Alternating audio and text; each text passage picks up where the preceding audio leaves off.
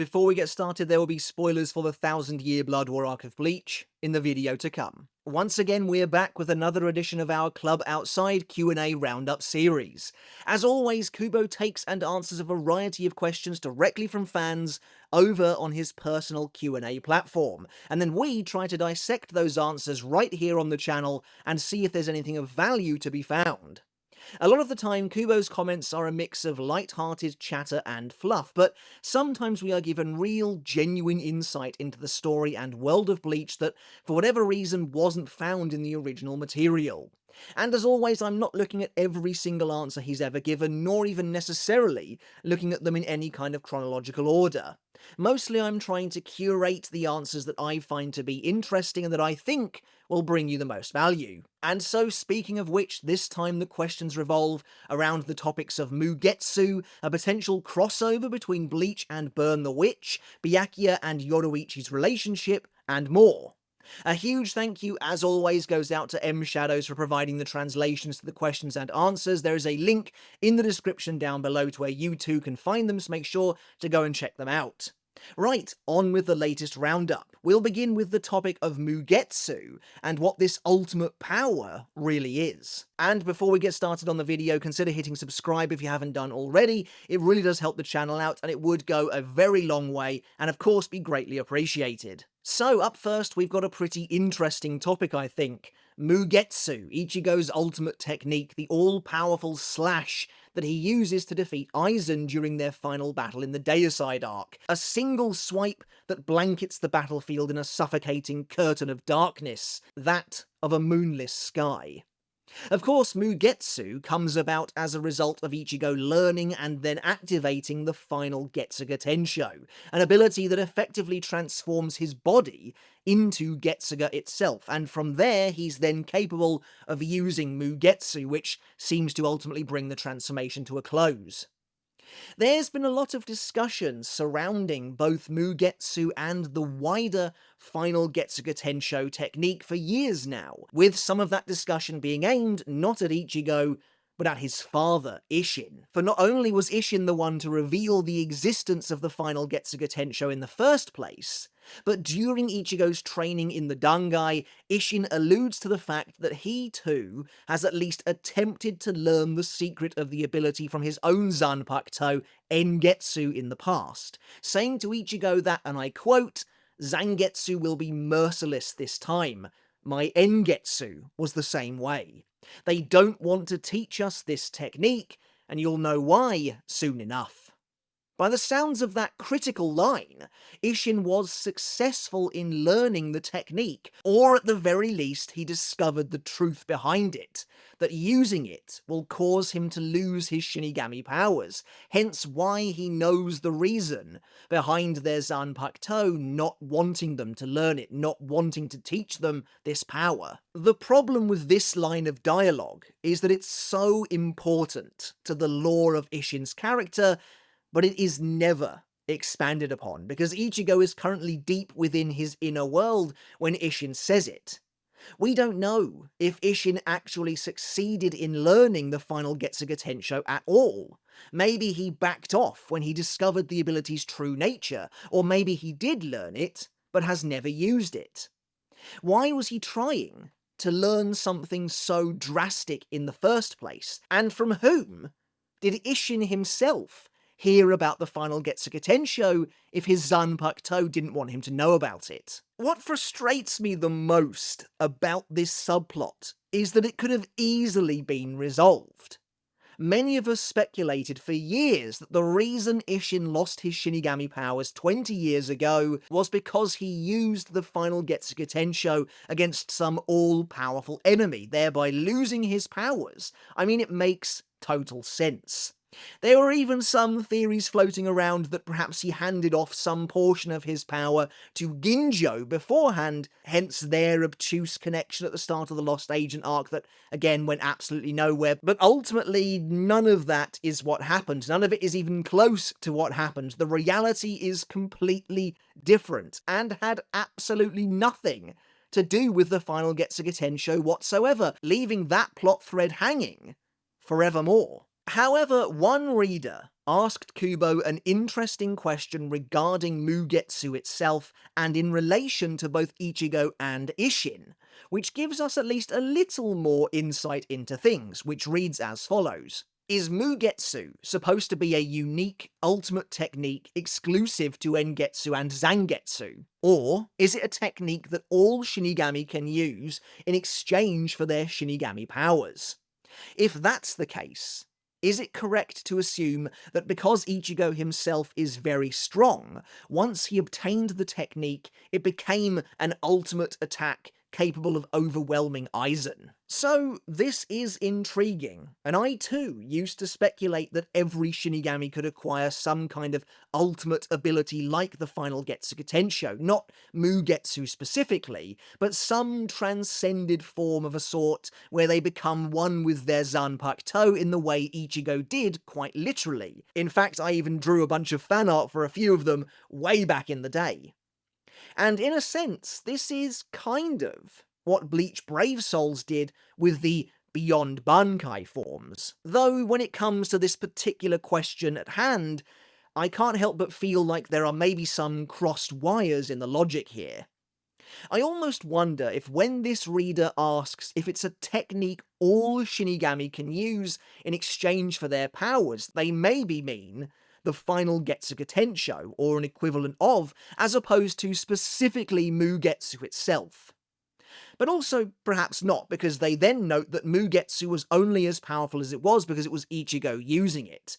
Which in some sense is true, but also only Ichigo and Isshin have the ability to use Mugetsu in the first place, as Kubo notes in his answer, which reads, Mugetsu is a technique exclusive to Zangetsu and Engetsu. Honestly, the exclusivity of the ability is probably the least interesting part of this, because I feel like that was fairly obvious from the get-go, right down to the ability's naming convention. What is interesting, however, is that Kubo confirms here that Isshin's ultimate attack is also Mugetsu. So both iterations of the final Getsuga Tensho are, for all intents and purposes, the exact same. And this makes sense. Isshin can also use Getsuga after all. Now this does leave me with some more questions though. Primarily, what would Isshin's version of the final Getsuga Tensho actually look like? After all, the final Getsuga Tensho for Zangetsu took the form of, at the time, Ichigo's Black Getsuga, which, interestingly, after acquiring his true Zanpakuto in the Thousand Year Blood War arc, he doesn't use anymore. Meanwhile, Isshin's Getsuga Tensho look much more akin to the Getsuga that Ichigo now uses, insofar as they're not black, basically.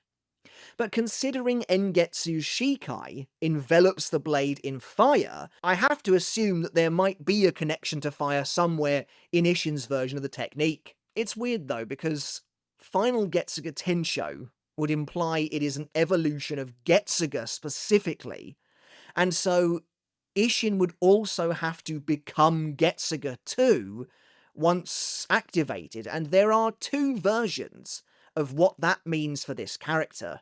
In the manga, every time Isshin uses a Getsuga Tensho, which isn't that many, it simply looks like a basic Getsuga Tensho energy blast, meaning his version of the final Getsuga Tensho would have nothing to do with fire. However, in the Thousand Year Blood War arc anime, when Isshin uses Getsuga to ward off Masaki's impending hollowification, he does in fact use a flaming Getsuga Tensho, something that we've never seen before. But based on that, his version of the final Getsuga Tensho could indeed surround him in flames, which would be really awesome.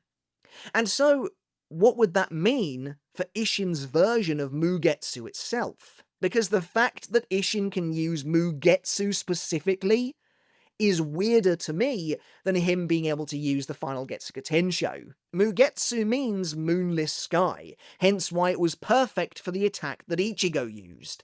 A complete veil of darkness that practically split Aizen in two. If Isshin does indeed become engulfed in flames, I'm not really sure how the name Moonless Sky really fits, especially if his attack is essentially the same, except it's now a huge blanket of flame instead. Either way, we'll sadly probably never learn more about Isshin's version of the final Getsuga Tensho, but it's fun to speculate all the same. However, before we move on to the next topic, consider checking out my other channel, Mr. Tomo Talks Games. If you enjoy discussion on the gaming industry, on Souls-likes, on third-person action, any of that sort of thing, I really would appreciate your support if you haven't yet gone over there, or maybe you have gone over there and you liked what you saw, but you haven't yet hit subscribe. It's very easy to do, and it would make a massive difference. Up next, Kubo has seemingly teased a potential Bleach crossover with Burn the Witch as a reader asked the following question. After becoming an adult and travelling to London for work, has Ichigo ever had to unexpectedly turn into a Shinigami or clashed with Wingbind? To which Kubo replied, I might write about it somewhere, so I'll keep that a secret.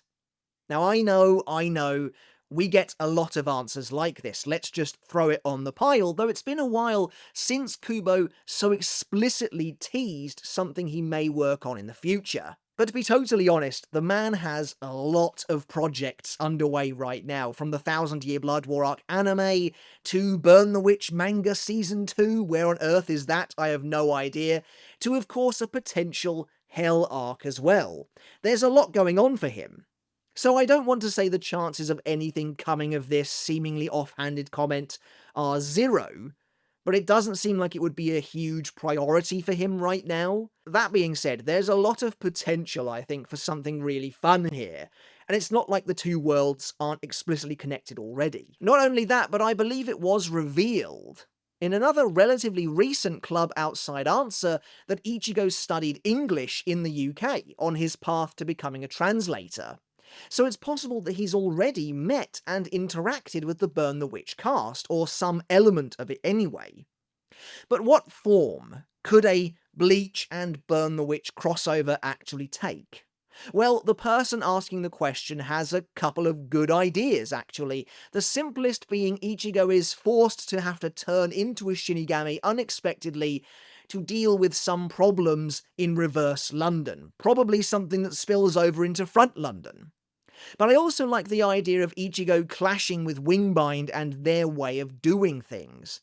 Maybe he realises the dragons, or at least the dark dragons, are analogous to hollows, and tries to kill one, only to be stopped before he can act, and comes to realise that the normal dragons are treated very differently to the hollows he's used to. They're actually kept and raised and integrated into society. In the Burn the Witch pilot chapter, I believe it was, Nini even comments on how the Japanese have the right idea when it comes to dealing with dragons, or what she thinks are dragons, in that they just outright kill them. So maybe she and Ichigo see eye to eye on the matter. But I think the idea of Ichigo experiencing a major culture shock, and us experiencing reverse London and the customs there through his eyes, would absolutely be cool. And maybe the two connecting and forming a bond at the end, the two sides connecting, could seal the deal. To be honest, it would just be nice to discover what kind of a relationship Soul Society and the West Branch actually have, if any at all, or if they have any communication whatsoever. Either way, like I said at the start, I'm not sure anything is going to come of this, but Kubo has mentioned Ichigo being in the UK or having gone to the UK at least a few times as of late, so who knows? Our third topic today is more of a light-hearted one. We normally end with these, but the fourth topic is a slightly different one that doesn't follow the normal format, so instead we'll take a look at this one first. A reader wrote in and asked Kubo the following question, which reads, when Yoruichi revealed her human form to Ichigo, she said that she never gets tired of people's reaction to the reveal. Does that mean that Byakuya also got fooled by her when he was young? It would be quite amusing if he were to think that it's just a normal cat and start talking to it in cat language. To which Kubo responded, saying, he's been fooled just like that multiple times. It's funny, I always kind of assumed the joke behind this scene was that Ichigo was actually acting dumbfounded not because of her true form, but because she was naked, hence why he suddenly screams at her to put some clothes on while she's explaining herself. But I do also really like the idea that Byakuya has indeed been fooled by Yoruichi's cat form numerous times, and that he is one of the probably many people that she's talking about, and even tried speaking to it as though it were actually a cat. Maybe this is why Byakuya has such a grudge against Yoruichi, even going as far back as Turn Back the Pendulum. He does disparagingly call her a werecat after all, so maybe that's where that comes from, his unpleasant interactions with her and her making a fool of him. To be honest though, I can't help but feel like he would have just developed a serious distrust of black cats outside of any superstition after being fooled the first couple of times. Like, how many black cats are there in the Soul Society with gold eyes, who keep coming up to Byakuya out of nowhere? And finally then, a pretty simple albeit slightly different one. This one actually comes courtesy of Ichigo Taicho over on Twitter, who posted a comment from Kubo made on Klub Outside, not as part of the Q&A, where he discussed overseeing audition tapes for the role of Kazui in Core 4. And the comment reads as follows. I'm listening to the audition tapes for Kazui. The sound team narrowed it down from 130 people to 50, so I'm carefully going through all 50. I'm about halfway through now. If I still can't decide, we might end up holding an in-studio audition at the end. Even though everyone is performing the same scene, depending on how they interpret different aspects of the character, it ends up sounding completely different. And as the listener, it's genuinely fun every time. This is honestly pretty exciting. Of course, it is always good to hear something about Core 4, but the fact that it's Kazui that Kubo is talking about is a pretty big deal. Kazui has the very last line of actual dialogue in the entire manga, and it's pretty much his only line too. So I'm wondering if that's what Kubo is listening to these voice actors recite, or if it's perhaps a new piece of dialogue for the character. Still, it sounds like an awful lot of work and requires a lot of dedication. Even if the sound team managed to produce a short list of 50 auditions from 130, that's still a lot of people to listen to reciting the same piece of dialogue over and over again, and is evidence, again, of just how involved Kubo has been with the anime every step of the way. I wonder if he had to listen to this many auditions for all of the new characters of this arc. I can just imagine Kubo sitting there listening to 50 or so auditions of the same Nyanzol Wyzol dialogue, for example. But of course, if the Hell arc does ever happen, and looking very far into the future, if it ever becomes an anime, it's possible whoever is picked to play Kazui may have a lot more work to do in the future, which is really cool. I wonder too what this means for how Core 4 is progressing.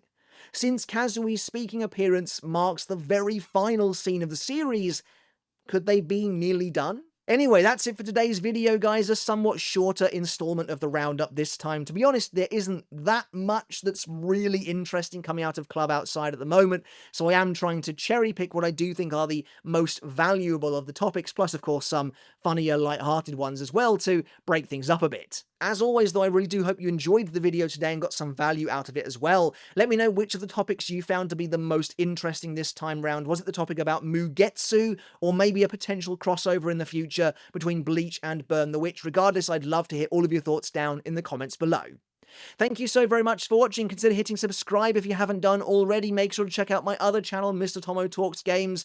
Consider hitting subscribe over there as well if you do enjoy what you see and you want more from that channel. I'd love to know. And of course, a massive thank you, an everlasting thank you, goes out to my wonderful supporters over on Patreon. Each and every one of you is making the world of difference in helping to keep this channel going during the first half of the year. Everyone in the credits is helping to make these videos happen, so it does mean the absolute world to me, and I really do appreciate it so very much. Okay, everyone, until next time, thank you so very much for watching, and I'll catch you later, and I'll see you then.